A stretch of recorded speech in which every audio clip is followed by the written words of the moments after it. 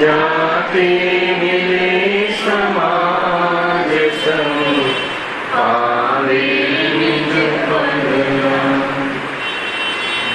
मिथ्यां भाव अभावती जे प्रगटे निज भाव तेज अंतर सदा तेज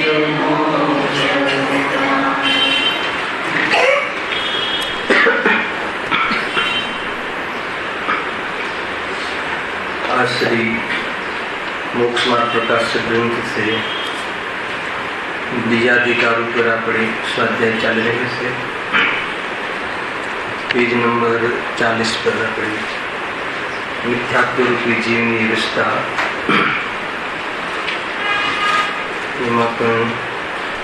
चारित्र रूपी जीवनी व्यवस्था की चर्चा चली। पेज नंबर 42 मूल बात यह थी कि क्रोध मान माया लोभ जैसे एना उदय में जीवनी केवी परिस्थिति थाय छे एनी बहु विशेष चर्चा थई चुकी। पछी जी क्रोध मान माया लोभ आदि जे छे ए आसक्तिनी अपेक्षाए अर्थात आत्माना गुणना घातकनी अपेक्षाए चारित्र गुणना देश चारित्र संयम चारित्र आदि એની અપેક્ષા એના ચાર ભેદ કર્યા। અનંતાનુબંધી ક્રોધમાન માયા લોભ અપ્રત્યાખ્યાનાવળી પ્રત્યાખ્યાનાવળીની સમજણી એમાં અનંતાનુબંધી જે ચોકડી છે એના ભાવમાં જે સ્વરૂપાચરણ ચારિત્રનો અંશ પ્રગટ થાય છે એ લાભની ચર્ચા આપણે વિશેષ કરીએ। बात तो त्या सुधी आव्या हता विशेष चर्चा थी चुकी है पण मिथ्यात्व ने अनंतानुबंधी कशायना अभाव में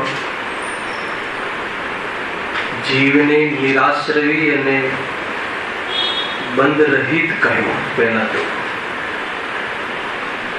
छता जीवने अप्रत्याख्यानावळनी कशाय कर्मना उदय में रागादी भावनी प्रवृत्ति पर विषय कषाय में प्रवर्तन करते दिखाई है। तो प्रश्न उत्पन्न कर्या था आपणे कि ज्यां मिथ्या दृष्टि मिथ्यात्वना भाव थई गयो सम्यक दृष्टि जीवने अने अनंत कषायनी वासना मटी गई तो पछी एने राग छे के नहीं बंध छे के नहीं एक तो ये आपने शंका करी थी અને બીજો પ્રશ્ન એ કર્યો કે રાગ આદि में उपयोग प्रवर्ते थे जो विषय कषाय आदि में उपयोग प्रवर्ते थे ये वखते आत्मा नो विचार सुद्धा नहीं तो पछी एने ज्ञानी कई रीते कहो छो। प्रश्न 2 तीजो प्रश्न ये हतो कि अगर जो आवी जाती प्रवृत्ति जहाँ ने राग अने आत्मा बे जुदा से देह ने आत्मा बे जुदा से राग थी बंद थाय से ख्याल है तो पछी रागादि में क्रेम प्रवर्ते से शुका विषय कषाय आदि में प्रवर्ते से शा माटे प्रवर्ते से न प्रवर्तવું જોઈએ આવા અનેક પ્રશ્ન આપણે ઉભા કર્યા હતા। એના જવાબમાં પણ ઘણી ચર્ચાઓ કરી હતી પણ એક સામાન્ય ચર્ચા થોડીક લઈને આપણે વિષયને આગળ વધારીશું કે સંસારમાં પણ એમ કહે છે કે સમ્યક દૃષ્ટિ અસંયમ સમ્યક દૃષ્ટિને નિરાશ્રવી અને અબંધ કહે તેને આશ્રિત છે જ નહીં અને એને બંધ પણ નથી એમ કહ્યું। ત્યાં ગુરુદેવે ત્રીજા શ્લોકના અંતર્ગત આની ચર્ચા ઉઠાવી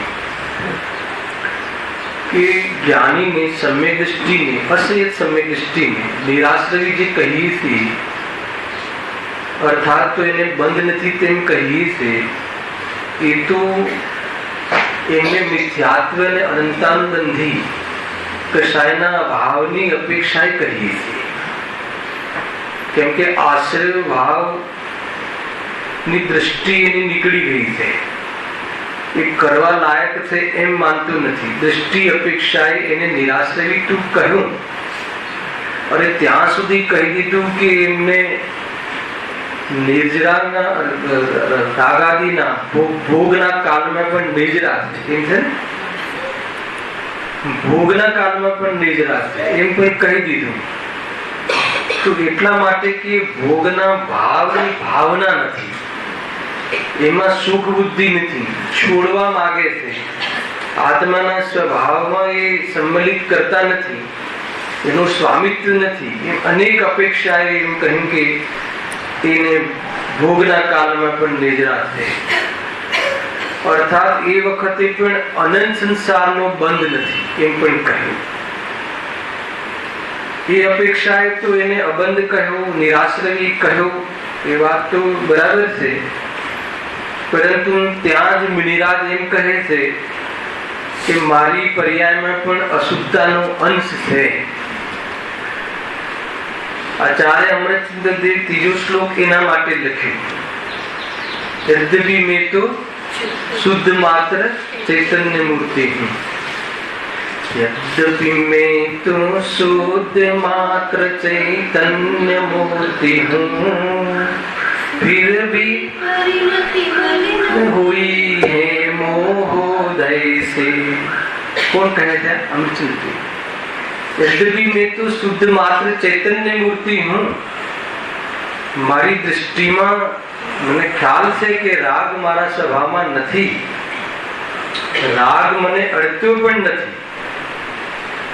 દ્રષ્ટિ અપેક્ષાએ જોઈએ, અર્થાત તો મને જે સ્વભાવની દૃષ્ટિ છે, જેનામાં મારું અપનાપન છે, એમાં તો રાગ ત્રણે કાળે અભાવ છે. फिर भी परिणति मलिन हुई है मोहोदय से. મોહના ઉદયમાં પરિણતિ મલિન થઈ છે, ભગવાનની ભક્તિના ભાવ આવ્યા છે, પ્રવચનસાર લખવાનો ભાવ આવ્યો છે, એના આહારનો ભાવ આવ્યો છે, આવે છે, નથી આવ્યો એમ નહીં, આવ્યો છે. એટલે મલિનતા તો થઈ છે. એક બાજુ એમ કહે કે સમ્યક દૃષ્ટિ જીવને બંધ જ નથી, નિરાશ્રવી છે. ગુરુદેવ ત્યાં લખ્યું પ્રવચનમાં, એ તો એ અપેક્ષા કે અનંત સંસારનો બંધ નથી, પરંતુ અલ્પ સંસારમાં રાગાદી ભાવ છે.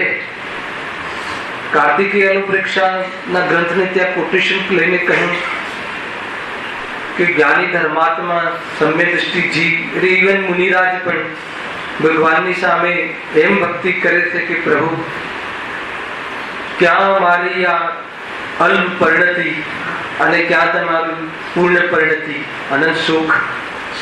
પોતાની અલ્પ શુદ્ધ પરિણતિને પણ તરણા તુલ્ય માને છે. મારી પર્યાયમાં ઘણી પામરતા છે. આ વાત કેમ અહીંયા કરી? કેમ કે એક વર્ગ એવો છે વર્તમાનમાં કે સમ્યક દર્શન થઈ ગયા પછી જ્ઞાનીને રાગ છે જ નહીં એમ માને છે. તો જ્ઞાનીને રાગ નથી એ જે કહ્યું એની પાછળ એ જ હતું કે એને પોતાનો સ્વભાવ નથી માનતું, રાગને સુખરૂપ નથી માનતો. અગર જો સમ્યક દૃષ્ટિને રાગની દૃષ્ટિ તૂટી ગયા પછી રાગ હોત જ નહીં તો મુનિદશાને અંગીકાર કેમ કરે? શું કામ મુનિદશા અંગીકાર કરી અને શ્રેણીમાં બિરાજમાન થઈને શુદ્ધોપયોગનો પોશાક કરે? એનો અર્થ એ થઈ ગયો કે એને રાગાદી પણ છે, પણ રાગાદીમાં ઉપાદેય બુદ્ધિ નથી, એમાં સુખ બુદ્ધિ નથી. તો આપણે અનંતાનુબંધી કષાયના ભાવમાં, મિથ્યાત્વ અને અનંતાનુબંધી કષાયના પહેલી ચોકડીના કષાયના ભાવમાં શું પ્રાપ્ત થયું? પછી જ્યારે એને રાગ છે તો રાગ હોવા છતાં શું પ્રાપ્ત થયું? તો ત્યાં કહે છે આચાર્ય દેવ કે બહુ મોટી ઉપલબ્ધિ થઈ, પ્રતીતિ થઈ છે, સાચી શ્રદ્ધા થઈ છે, અર્થાત જે વસ્તુ જેવી છે એમ થઈ છે, જ્ઞાન સમ્યક થઈ ગયું છે, જ્ઞાનમાંથી મિથ્યાપણું નીકળી ગયું છે, ચારિત્ર સંબંધી મિથ્યાપણું નીકળી ગયું છે. શું મિથ્યાપણું હતું? હે, જે વસ્તુ જેવી છે એવી માનવી, દેહને દેહ રૂપે ને આત્માને આત્મા રૂપે માનવું, એ મોટું કામ થઈ ગયું છે. જ્ઞાન ગાયકમાંથી આવે છે, ગેઓમાંથી નથી આવતું. જ્ઞાન એ આત્માનો સ્વભાવ છે. ગે ઝલકે છે છતાં જ્ઞાનની પ્રસિદ્ધિ થાય છે એમ સમજીને ગાયકથી અભેદ સંવેદન કરે છે. જ્ઞાન એ સમ્યક થઈ ગયું જ્ઞાન. કષાયની મનતા એ શાંતિ નથી. કષાય વાસ્તવમાં શાંતિનું કારણ નથી. મન કષાય પણ શાંતિનું કારણ નથી. સ્થિરતા, વિતરાગતા એ જ આત્માનો સ્વભાવ છે, એ જ સુખનું કારણ છે. એ રીતે ચારિત્ર્ય સંબંધી પણ ભ્રાંતિ નીકળી ગઈ છે. કોને? સમ્યક સ્થિતિ. પરંતુ જ્ઞાનની પૂર્ણતા અને વિતરાગતાની પૂર્ણતા હજુ થઈ નથી. મૂળ વાત એ છે. તો શું થયું છે, એ કેટલી ઉપલબ્ધિ થઈ ગઈ છે એની ચર્ચા આપણે ગત વ્યાખ્યાનમાં કરી. અને ઉપલબ્ધિ નથી થઈ તો ત્યાં ક્યાં પ્રવર્તે છે એ પણ વાત થઈ. તો આ બધા અનેક પ્રકારથી દ્રષ્ટિકોણથી ચર્ચા કરી. ચોકડી કશાયના ભાવવાળા હશે એની જીવની. તો ત્યાં ફરી વાત ઉભી કરી કે જો એમને પ્રતીતિ થઈ ગઈ છે તો અર્થાત તો આત્માની અનુભૂતિ થઈ ગઈ છે, તો જ્યારે વિષય કષાયમાં ઉપયોગ લીન હોય છે ઉપયોગ, તો એ વખતે તો આત્માનો વિચાર સુદ્ધા નથી આવતો. ઉપયોગ તો જ્યાં જોડાયો છે એનો વિચાર કરે છે. વિચારો તો એ સંબંધી ચાલે છે. તો પછી આત્માનો આનંદ ક્યાં ગયો? આત્માને જાણવાનું છૂટી ગયું કે નહીં? અર્થાત તો આત્માની જે શ્રદ્ધા છૂટી ગઈ કે નહીં, અથવા એ વખતે અજ્ઞાની થઈ ગયો કે નહીં? તો પંડિતજી બહુ સરસ જવાબ ત્યાં આપ્યો. આપણે લીધું હતું ગઈ વખતે કે ભાઈ એ તો ઉપયોગ જે જોડાયો છે કષાયોમાં એ તો વિચારની ઉપયોગની પર્યાય છે, જ્ઞાનની પર્યાય છે. ઉપયોગ તો જ્ઞાનની પર્યાય છે. અને ઉપયોગ જ્યાં જોડાય છે એ સંબંધી વિચારો પણ ચાલે છે. પણ એનાથી જે પ્રતીતિ છે કે રાગમાં સુખ છે જ નહીં, એ પ્રતીતિ તૂટતી નથી. એ વખતે પણ રાગ દુઃખરૂપ છે અને સ્વભાવ સુખરૂપ છે, પ્રતીતિ બની રહે છે. અને કેમ કે શ્રદ્ધા સમ્યક થઈ ગઈ છે, રાગ અને જ્ઞાનનો ભેદ ખબર પડી ગઈ છે, પણ રાગનો અભાવ થયો નથી. કુલ મળીને એ પ્રશ્ન પરથી એ વાત, એના જવાબ પરથી નક્કી કરી કે ઉપયોગ તો ભલે પછી કષાય સંબંધી કષાયને ધ્યેય બનાવે. અરે ધ્યેય શું બનાવે? ઉપયોગ ત્યાં ઉલઝે ખરો, એમાં વ્યવસાય પણ કરે, છતાં પણ પ્રતીતિ જે થઈ ગઈ છે કે રાગ એ આત્માનો સ્વભાવ નથી, દુઃખનું જ કારણ છે, એમાં જ રંચ માત્ર પણ ભૂલ પડતી નથી. એટલા માટે એ બલના કારણે જ ઉપયોગ ત્યાંથી વિમુખ થઈને આત્મસન્મુખ આવવાનો પોશાક કરે છે. ત્યાં આપણે સમેશાની ગાથા પણ કોટ કરી હતી કે જગન્ય ઉપયોગ જે છે, અર્થાત તો જગન્યતામાં એ રીતિ હતી કે જે વિશેષ સન્મુખ નથી ઉપયોગ, અને છદ્મસ્ત હોવાના કારણે એક સમયમાં એક જ વિષયમાં ઉપયોગ અંતર્મુખ કાળ સુધી સ્થિર રહે છે. પછી એનો ઉપયોગ બદલાય છે કેમ કે રાગ બાકી રહે છે. એટલે રાગ જ્યાં હોય છે ત્યાં ઉપયોગ, ત્યાં વિસ્તારથી ત્યાં ઉપયોગ વર્તે છે. પરંતુ શ્રદ્ધાના બલના કારણે ઉપયોગ ત્યાં ચોંટતો નથી. અને આજનો જે શ્લોક ચાલ્યો એના અંતર્ગત ઉપયોગ ફરીથી પોતાના આત્મસન્મુખ આવી અને શુદ્ધ નયના વિષયનું અવલંબન ન છોડતો. આજે બહુ સરસ ગાથા, બહુ સરસ શ્લોક આવ્યો. શુદ્ધ નયનો જે વિષય જે શુદ્ધાત્મા છે, હે ને, ત્યાંથી ત્યાં ઉપયોગની વિશેષ રીતે સ્થિર કરી શુક્લ ધ્યાનના માધ્યમથી કેવળ જ્ઞાનને પ્રાપ્ત થાય છે. એ વાત આજે આવી હતી. તો આપણો જે વિષય ચાલે છે એમાં આ વાત અહીંયા સુધી ચર્ચા કરી હતી. તો એમાં કેટલું સમજ્યા કે અનંતાનુબંધી પહેલી ચોકડીના કષાયના અભાવમાં કેટલું મોટું કામ થઈ ગયું. શું કામ થયું? તો કે અનંત સંસારનો અભાવ થઈ ગયો. સમજજો, અનંત સંસારનો અભાવ કેવી રીતે થઈ ગયો? તો કહે છે કે એને દિશા મળી ગઈ છે. અનેક દિશામાં ભટકવાનું મટી ગયું છે અને સાચી દિશાનો વિશ્વાસ આવી ગયો છે. પણ કામ હજુ ઘણું બાકી છે. કોન્ટ્રોવર્સી લાગતી છે કદાચ. એક બાજુ એમ કહો છો કે અનંત સંસારનો બહુ મોટું કામ થઈ ગયું. બહુ મોટું કામ થઈ ગયું એટલે અનંત જગ્યાએ ભટકવાનું મટી ગયું. એ અપેક્ષાએ તો બહુ મોટું કામ થઈ ગયું. પરંતુ મૂળ જે માર્ગ છે એમાં હજુ પ્રવર્તન જ નથી કર્યું. આખો રસ્તો બાકી છે. દિશા બદલાઈ ગઈ છે, ચાલવાનું બાકી છે, એવી એકાદશા છે. ખ્યાલ? દિશા તો બદલાઈ ગઈ છે. કઈ દિશા બદલાઈ ગઈ છે? ખોટી દિશા મટી ગઈ છે, સાચી દિશા બદલાઈ ગઈ છે. એના ગંતવ્યમાં જે આવવાની છે મંજિલ, એ દિશા તો મળી ગઈ છે, પરંતુ એમાં પૂરું ચાલવાનું બાકી છે. અર્થાત તો રાગ તરફથી મું મોડી લીધું છે, રાગ તરફથી દ્રષ્ટિ છૂટી ગઈ છે, પણ રાગનો સંપૂર્ણ અભાવ કરવા સંબંધી કાર્ય તો પૂરેપૂરું બાકી છે. ખ્યાલ? એ વાત અહીંયા સુધી લીધું નથી. છતાં એમાં એક પ્રશ્ન છેલ્લે છોડ્યો હતો 325 પેજ ઉપરથી, આમાં કોટેશનમાં લીધો હતો. જો એ વાંચીને બધી વિષય આગળ ચર્ચામાં લઈએ. 9મા અધિકારનો કોટ કર્યો હતો એક પ્રશ્ન આપણે 325 પેજ ઉપર છેલ્લો પ્રશ્ન, અંતિમ પ્રશ્ન જે લખ્યો છે, જો તેને એવું શ્રદ્ધા રહે છે તો તે બંધ થવાના કારણમાં કેમ પ્રવર્તે છે? પ્રશ્ન હે ને? જો તેને એટલે કોને? સમ્યક દ્રષ્ટિને, કે જેની સાચી દ્રષ્ટિ થઈ ગઈ, શ્રદ્ધા છે. શું શ્રદ્ધા થઈ ગઈ છે? કે દેહ તેવું નથી ને દેહના લક્ષથી થતા રાગાદી ભાવ એ દુઃખના કારણ છે, એ સુખના કારણ નથી. વિષય કશાય અર્થાત તો વિષય ભોગ એ વાસ્તવમાં દુઃખના જ કારણ છે. જ્યારે આટલી શ્રદ્ધા થઈ ગઈ છે, પ્રતીતિ થઈ ગઈ છે, તો પછી એ બંધના કારણ છે, તો એ બંધ થવાના કારણમાં પ્રવર્તે છે. શું કામ? પ્રશ્ન એ કરે. તથાપિ એનો જવાબ આપણે આગળના પ્રશ્નમાં અનેક રીતે આવી ગયો કે હજુ એને પ્રતીતિ માત્ર થઈ છે, હજુ એને એ સંબંધી પ્રવર્તન કર્યું નથી, એટલે એ પ્રવૃત્તિમાં દેખાય છે. એ જવાબ એટલા માટે આપણે એની ચર્ચા કરી કે ઘણા જીવો એવા છે કે કસાય વિશે કસાયમાં જ્ઞાની દ્રષ્ટિ સમય દ્રષ્ટિ જોવા જ નથી મળતો, એને હોતા જ નથી. એમ હોતા જ નથી. એ શબ્દનું સમાધાન કર્યું, એ શંકાનું સમાધાન કર્યું કે ઘણો એવો વર્ગ ચાલે છે એની સમય દ્રષ્ટિને તો હવે રાગ હોતો જ નથી. રાગ શું? વિષય કસાયના ભાવ હોય છે, હે ને? વિષય કસાયમાં પ્રવર્તન હોય છે. એટલે એ બતાવી દીધું કે વિષય કસાયમાં પ્રવર્તન કરે છે. એ ક્લિયર કર્યું, કરે છે એને પ્રવર્તન કરવા છતાં એની પ્રતીતિ નથી છૂટતી. એ આપણે બીજો ટોપિક સમજ્યા હતા. કેમ કે હજુ એને પ્રતીતિ માત્ર થઈ છે. પ્રતીતિ થઈ છે, જો બે વાત બોલું છું બે ટોનથી, હજુ એને પ્રતીતિ જ માત્ર થઈ છે, તો એ બતાવવું છે કે હજુ ઘણું કામ બાકી છે. અરે એને પ્રતીતિ થઈ ગઈ છે, એનો અર્થ કે બહુ મોટું કામ થઈ ગયું છે. બે એંગલ એક જ વાક્યમાંથી નીકળે. પ્રતીતિ થઈ ગઈ છે એટલે શ્રદ્ધા થઈ ગઈ છે, આ આમ જ છે, આમ નથી, એટલે એનો ખોટો પુરુષાર્થ, ખોટી દિશામાં પુરુષાર્થ કરવાનું છૂટી ગયું છે. એટલું મોટું કામ થઈ ગયું છે, છતાં હજુ પ્રતીતિ થઈ છે, હજુ તો એને વિતરાગતા નથી થઈ, ત્રણેયની એકતા નથી થઈ, હજુ મોક્ષ માર્ગ પ્રગટ નથી થયો.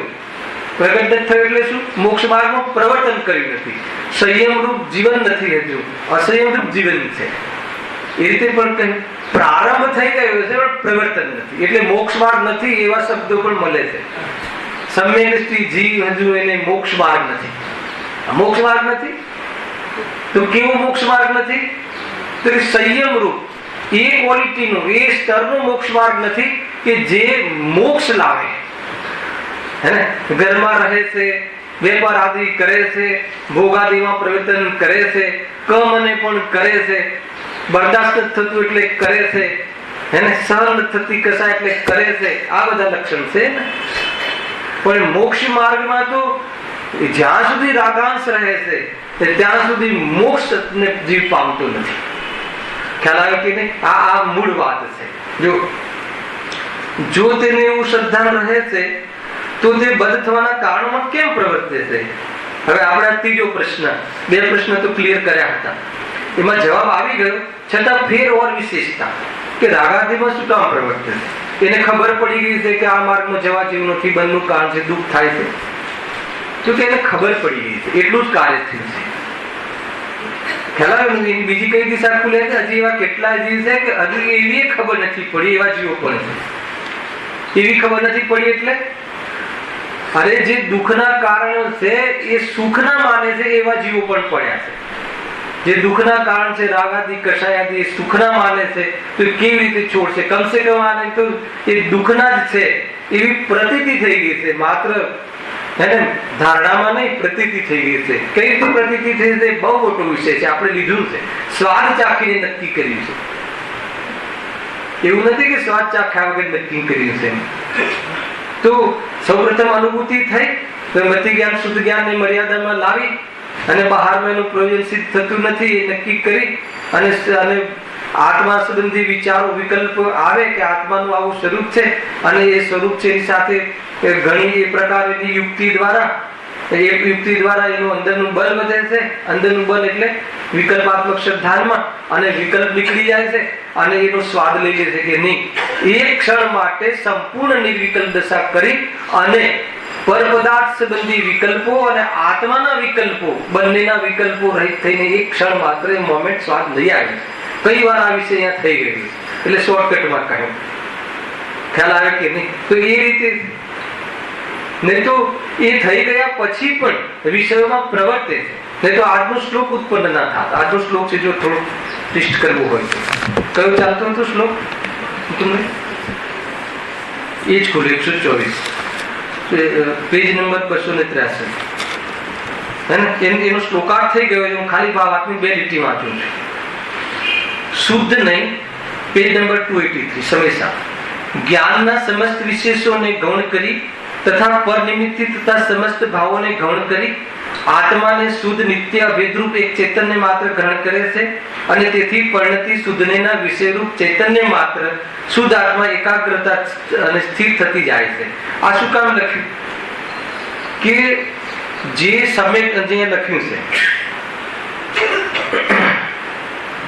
શ્લોકાત આગળ પણ લખ્યું છે, પેજ નંબર 282 પર આવો. ભાવાર્થ જ્ઞાની શુદ્ધ નહીં છૂટે ત્યારે તેને રાગાદી ભાવોનો સદભાવ થાય છે કે નહીં? જ્ઞાની શુદ્ધ નહીં છૂટે એ શું? શુદ્ધ નહીં શું છે? બહુ મોટા વિષયો છે, સામાન્ય ચર્ચા કરી. શુદ્ધ નહીં નો વિષય, શુદ્ધ નહીં નથી લેવો. શુદ્ધ નહીં નો વિષય શું? પરમાર્થ નો વિષય શું? નિશ્ચય નો વિષય શું? એક અભેદ નિત્ય અખંડ ચૈતન્ય સ્વરૂપ જ્ઞાન સ્વભાવી ધ્રુવ આત્મા દ્રષ્ટિનો વિષય હે ને? આત્મા ત્રિકાલી ધ્રુવ તત્વ. એ હવે શું કહે છે? એ શુદ્ધ નહીં છૂટે એટલે શું?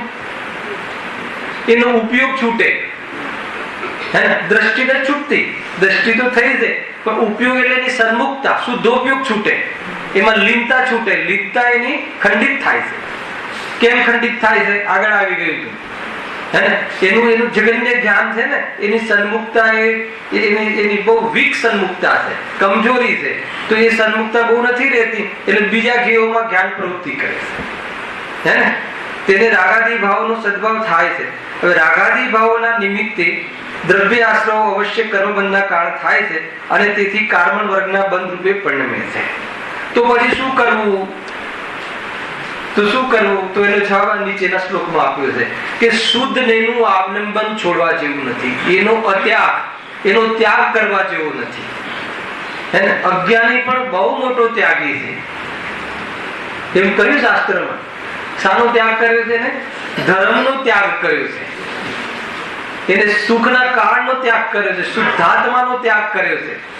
અને જ્ઞાની શુદ્ધાત્માનો ત્યાગ નહીં, રાગાદિની દ્રષ્ટિ છોડી છે હે ને? એ તરફ નહીં, એકત્ર બુદ્ધિનો ત્યાગ કર્યો છે. તો એને શુદ્ધનેનો અત્યાગ હોવો જોઈએ, એનું અવલંબન છોડવા જેવું નથી. પછી તરત આચાર્ય દેવ કહે છે શ્લોકાર્થમાં કે જો જ્ઞાનના સમસ્ત વિશેષોને ગૌણ કરી, મારે એટલી જ લીટીનો અર્થ કર્યો છે, તથા પરનિમિત્ત થતા સમસ્ત ભાવોને ગૌણ કરી. આ સમસ્ત વિશેષોને ગૌણ કરી એટલે શું? જે આ ગયો પ્રશ્ન હતો એનો જવાબ છે. જ્ઞાનીનો જ્યારે વિષય કસાયોમાં ઉપયોગ વર્તે છે, વિષય ભોગોમાં ઉપયોગ વર્તે છે, તો એને આત્માનો પણ વિચાર આવતો નથી. તો પછી કેવી રીતે આત્માનો અનુભવ એનો આગળ વધશે? તો અહીંયા કહે છે કે એને શુદ્ધનું અવલંબન કરવું પડશે. તો કેવી રીતે કરશે? તો કહે છે કે એ તો જ્ઞાનના વિશેષોને પણ ગૌણ કરીને. જ્ઞાનના વિશેષોને ગૌણ કરીને એટલે કેવી રીતે ગૌણ કરશે? તો જ્ઞાનના વિશેષ શું છે? તો જ્ઞેયો સંબંધી જ્ઞાન થાય છે, નવું જ્ઞાન થાય છે. એ જે વિષય કસાયનું પણ જ્ઞાન થાય છે એક રીતે જોઈએ તો એ વિષય કસાય જ્ઞાનમાં ઝલકે છે. આ વિષય કસાયનું દુઃખ થાય છે, દુઃખનું વેદન થાય છે. તો આ દુઃખ રૂપી જે જ્ઞાન થાય છે એ જ્ઞાન જે છે તો જ્ઞાયકનું છે, જે જ્ઞેયોનું જ્ઞાન નથી. જ્ઞેયાકાર જે છે એ જ્ઞાનનો જ આકાર છે, અર્થાત આ જ્ઞાનનો જ પરિણમન છે. તમને દુઃખ થાય છે જેવી વિષય સંબંધી, તો એ વખતે જ્ઞાનનું પરિણમન છે, યાદ પણ નથી આવતું આપણને. ખરેખર તો એ દુઃખનું વેદન જે છે ને એ જ્ઞાનનું વેદન છે. દુઃખનું વેદન હોતું જ નથી જીવ. ખ્યાલ આવ્યો કે નહીં? ક્યારે સુખનું વેદન હોતું નથી. વેદન એ જ્ઞાનનો સ્વભાવ છે. જ્ઞાનમાં વેદન થાય છે. આને વેદન જ નથી. આને ગમે એટલા ફટકા વાળા પણ વેદન જ નથી. જ્ઞાન ના હોય તો વેદન ના હોય. આપણને ખબર પડે કે કોઈ આપ્તજનનો સ્વર્ગવાસ થયો છે, ખબર ના પડે ત્યાં સુધી, જાણવામાં ના આવે ત્યાં સુધી વેદન જ નથી થતું. પણ જયારે સ્વર્ગવાસ થયો છે એવું જાણ્યું તો જાણવા રૂપે વેદન થયું છે. આપણે દુઃખનું વેદન કરીએ છીએ, ખરેખર તો જ્ઞાનનું વેદન છે. સૂક્ષ્મ વાત છે. ખેર અહીંયા એટલું ડીપ નથી જોયું, પણ વિષય આવે એટલે કહું છું. એ જ્ઞાનનું વેદન છે. શરીરમાં કઈ થાય તો જ્ઞાનનું વેદન છે. એ જ્ઞાયક છે. એમ એ જ્ઞાનનું વેદન એટલે જ્ઞાનનું વિશેષ છે. એ દુઃખ આત્માનો સ્વભાવ નથી. દુઃખનું જે જાણવું થયું, દુઃખનું સ્વરૂપ જે ખ્યાલ આવ્યો, તો એ જ્ઞાયકનું વેદન છે. એ દુઃખનું વેદન પણ નથી.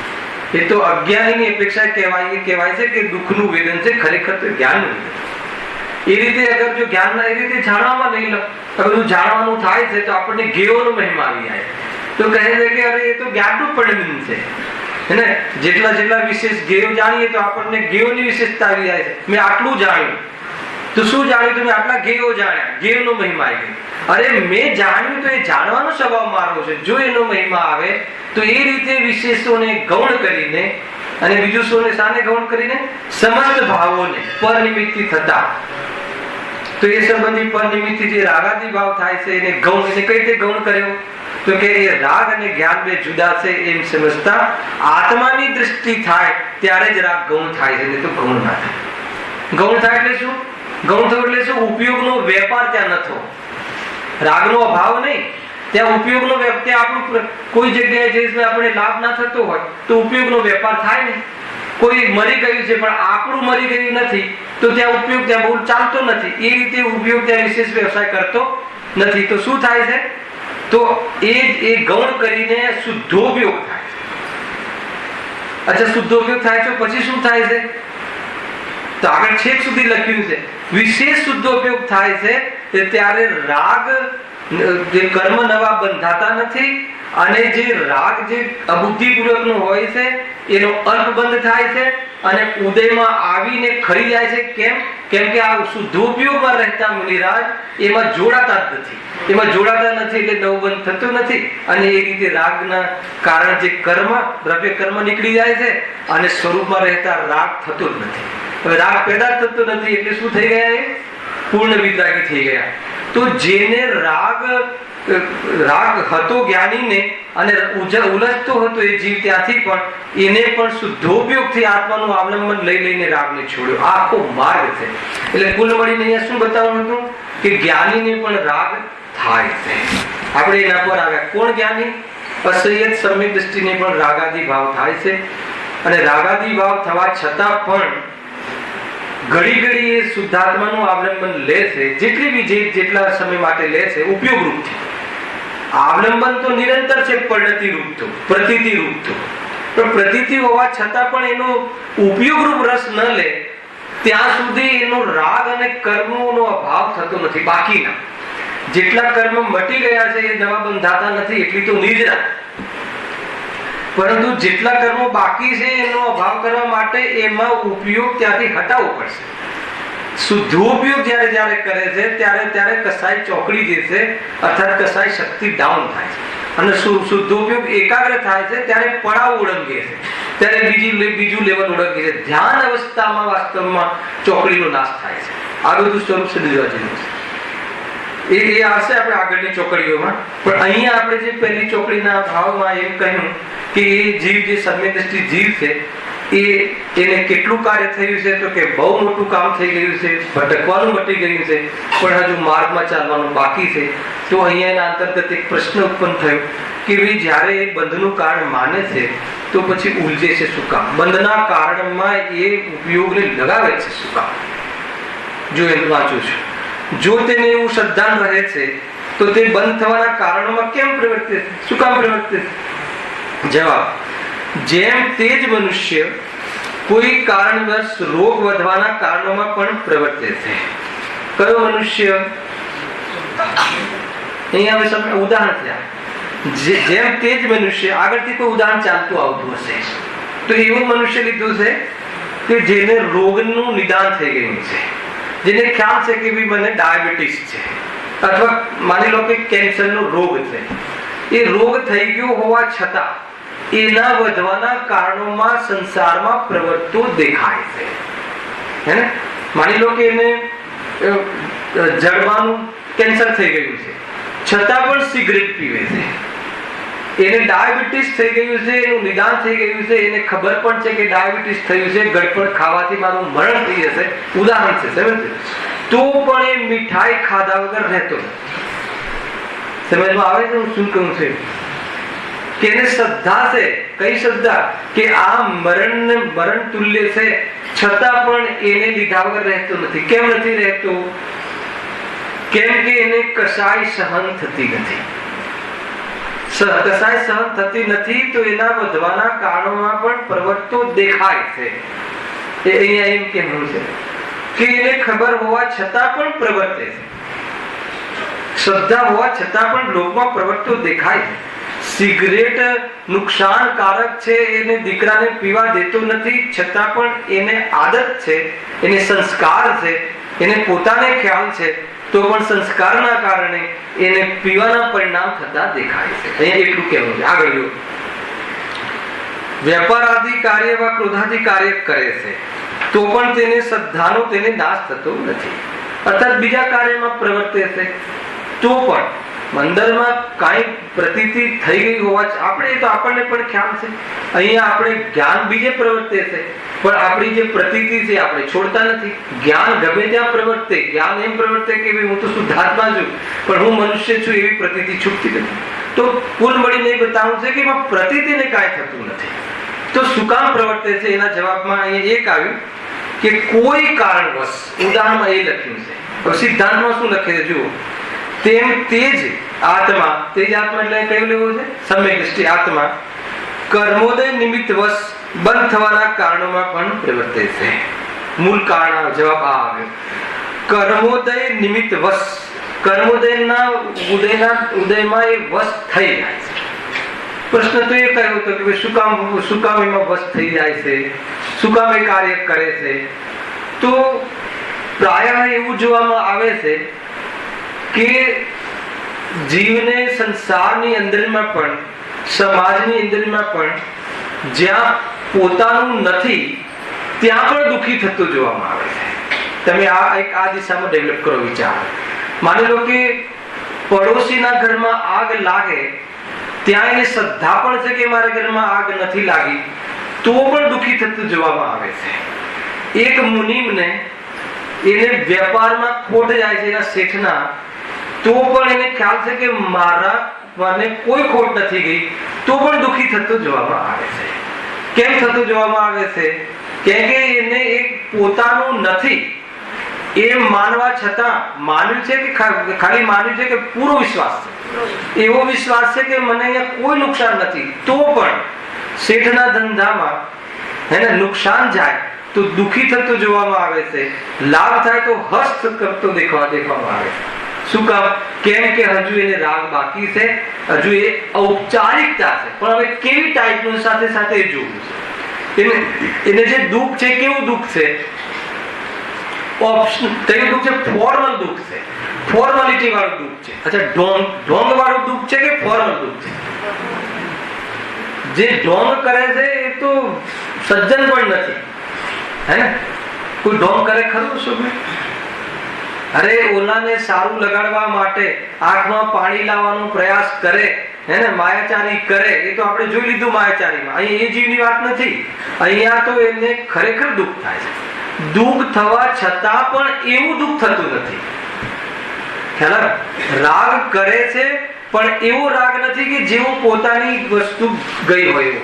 તો જ્યાં એવી ડબલ સ્થિતિ સમાજમાં પણ, સંસારમાં પણ, આપણા લોક જીવનમાં પણ બને છે કે નથી બનતી એવી સ્થિતિ, સિચ્યુએશન કે પોતાનું ન હોવા છતાં પણ, પોતાનું નથી એવો વિશ્વાસ હોવા છતાં પણ પોતાનું કાંઈ બગડ્યું જ નથી, બગડતું નથી એવી ખબર હોવા છતાં પણ દુઃખી થતું જોવામાં આવે છે. જ્યારે એક લોકમાં એવું થાય છે તો જ્યાં એ જ લોકનો જીવ અગર એને પૂર્ણ અગર વિતરાગતા નથી તો ત્યાં સુધી જેટલો જેટલો રાગ હોય છે એટલો એટલો દુઃખી થતું જોવામાં આવે છે.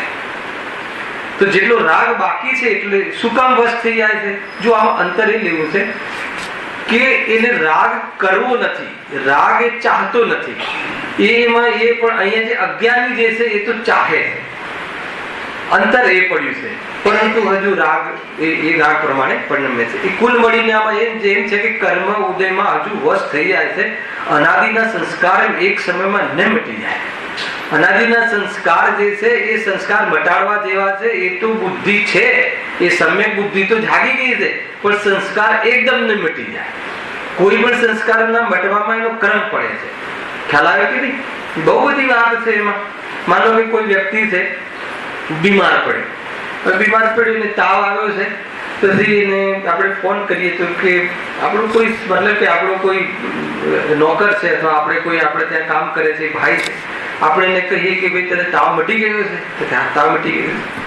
પછી કહીએ કે તો આવી જાય ઓફિસમાં આવે, તો કે તું 4 દિવસ આરામ કરવો પડે.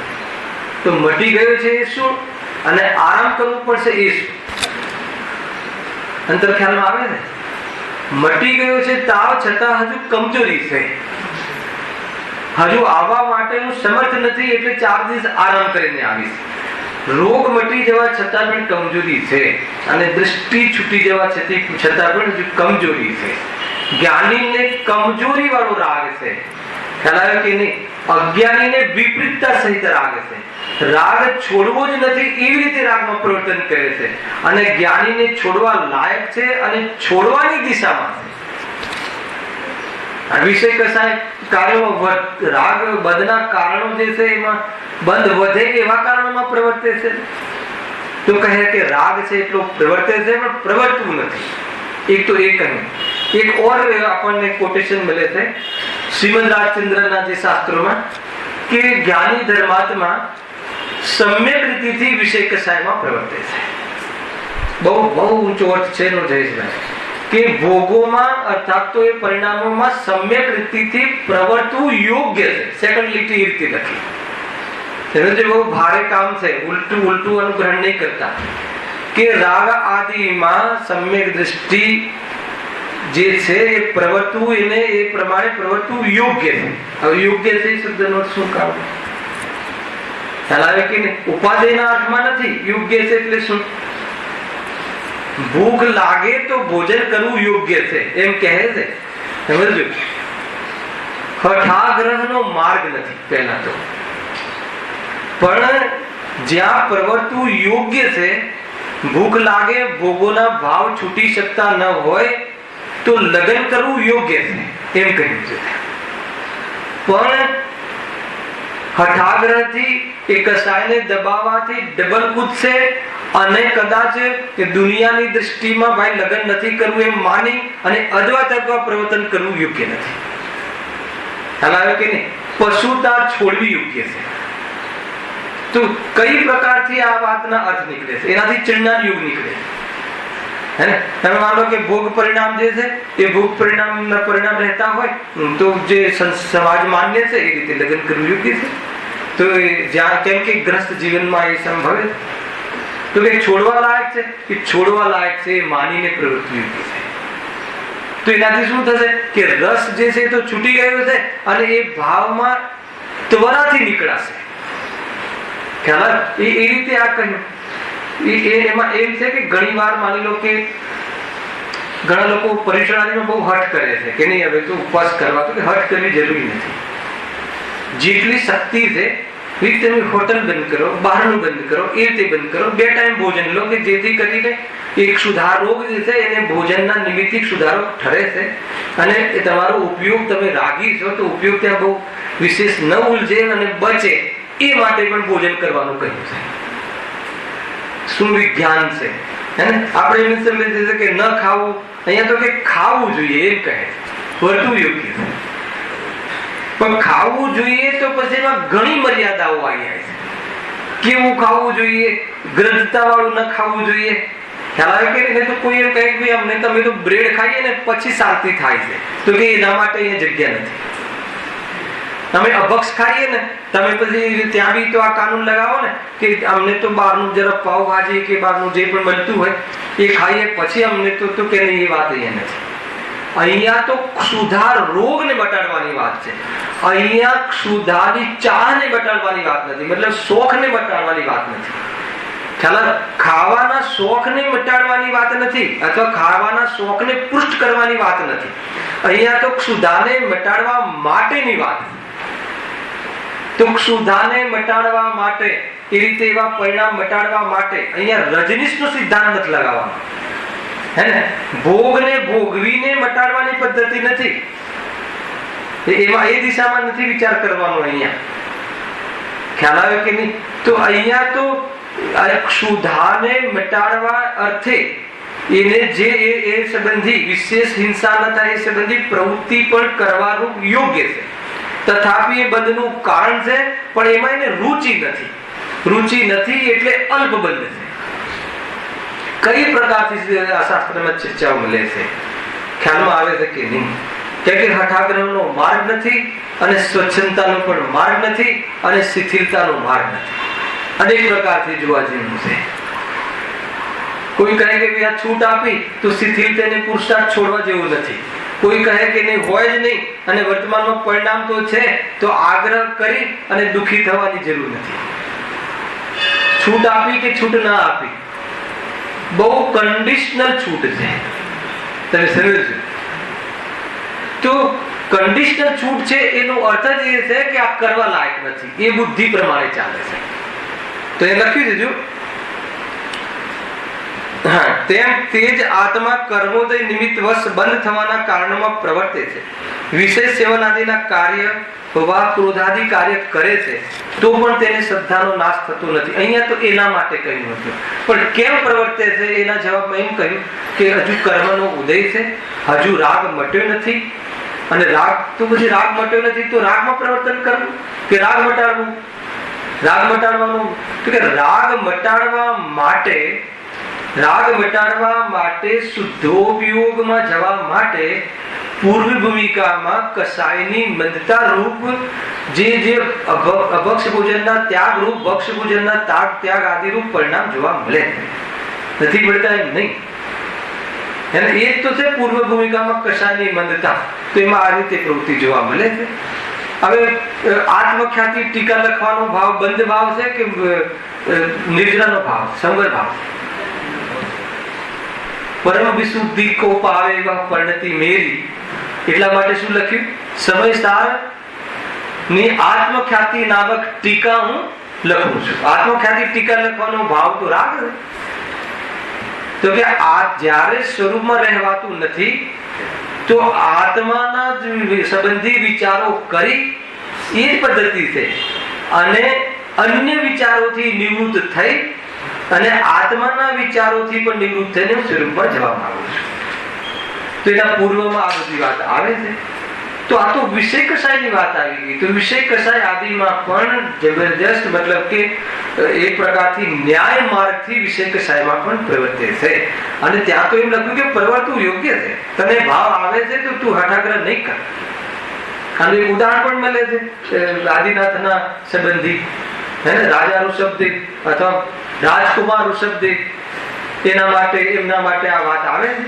એમના માતા પિતાને એમ થાય છે કે મતલબ જન્મથી જ એકદમ સિમ્પલ જીવન હતું એમનું.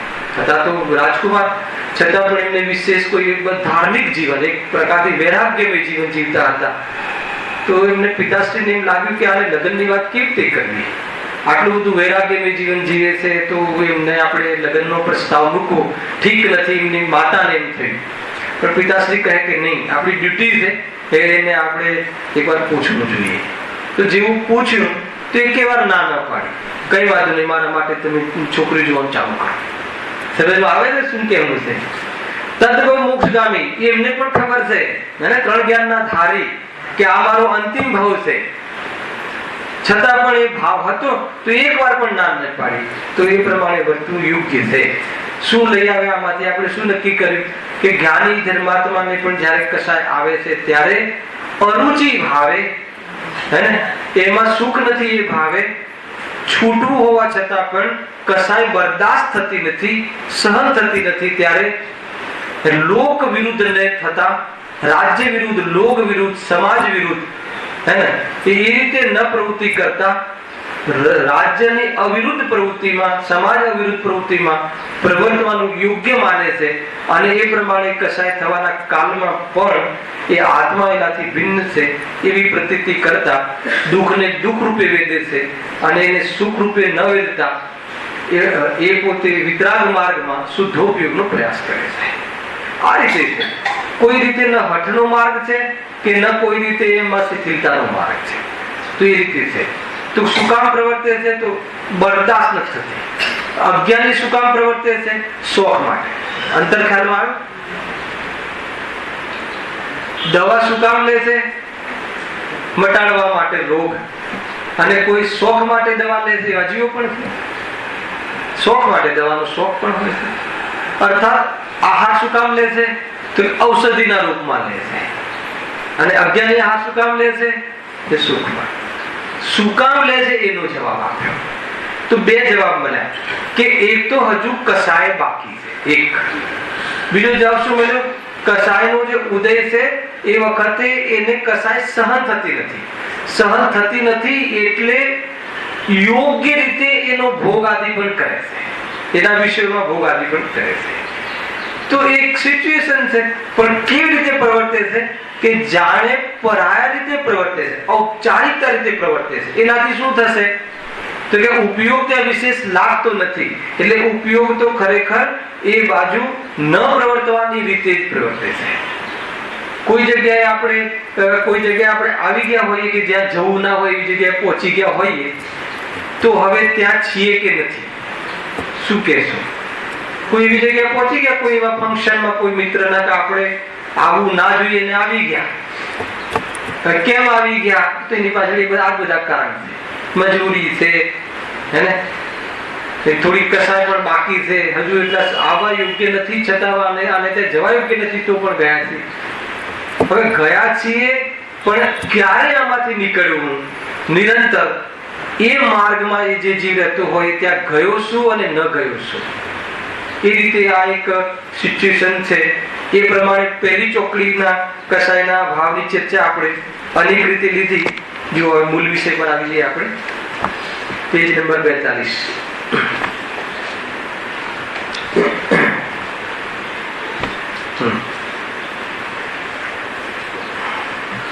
જે કસાયના ઉદયથી આત્માને સમ્યક્ત્વ અને સ્વરૂપ આચરણ ચારિત્ર ન થઈ શકે તે અનંતાનુબંધી કસાય છે.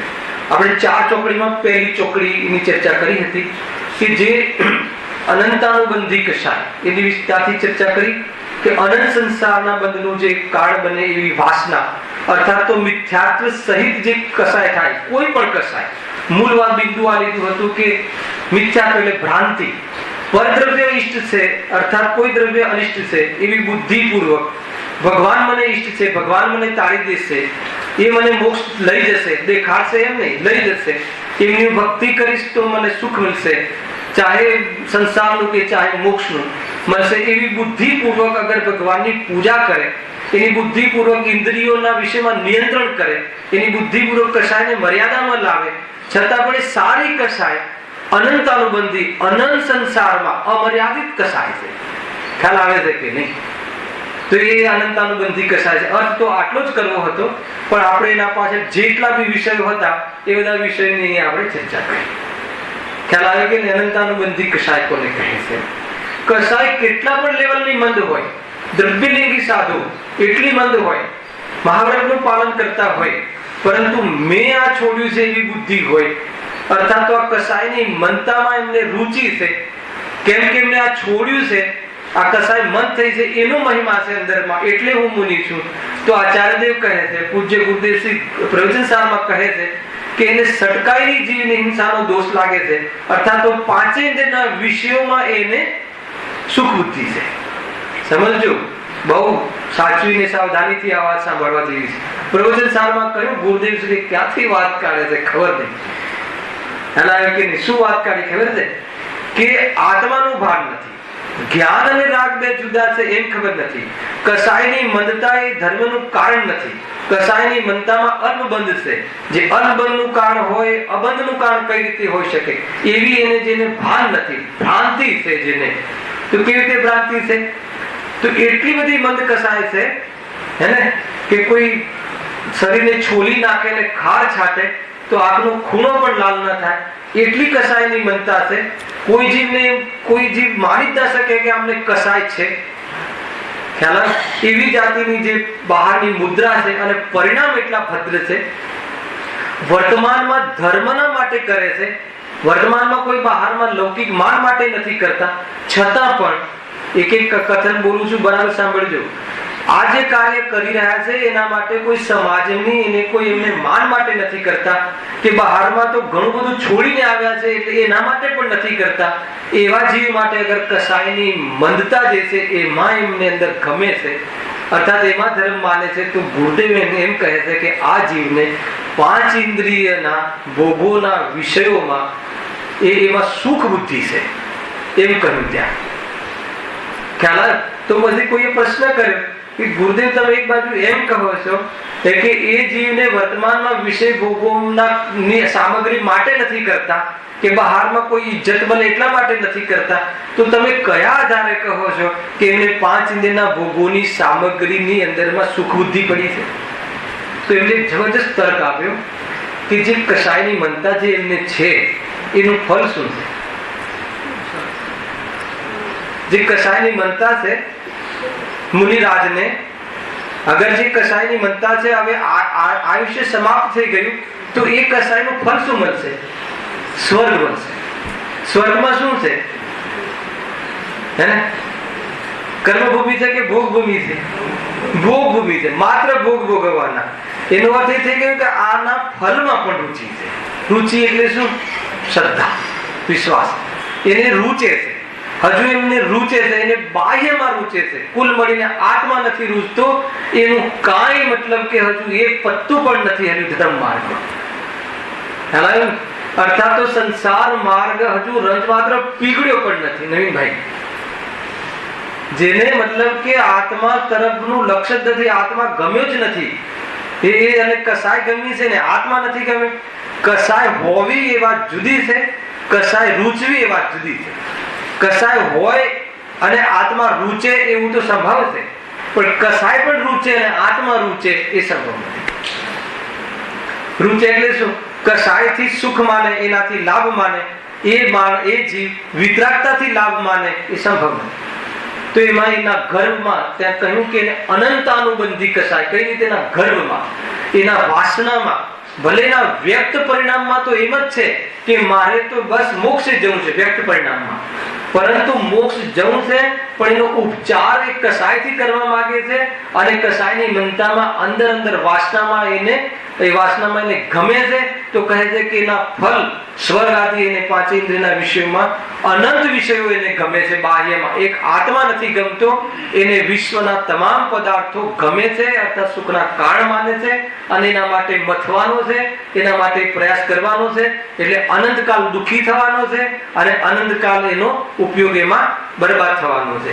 એને અનંતાનુબંધી કસાય કહે છે. પરિણામ શું, ક્રિયા શું, પણ જો એનો અંદરમાં એક ખોટો આટલો અભિપ્રાય પણ હર્યો નથી, પીગળ્યો નથી અને આપણને દુનિયામાં એમ લાગે કે નહીં થોડું ઘણું છોડે ને બહારમાં થોડો ઘણો ત્યાગ હોય તો જીવ આજે પણ હે ને મને એનું અપમાન કરવું એમ નથી કહેતો.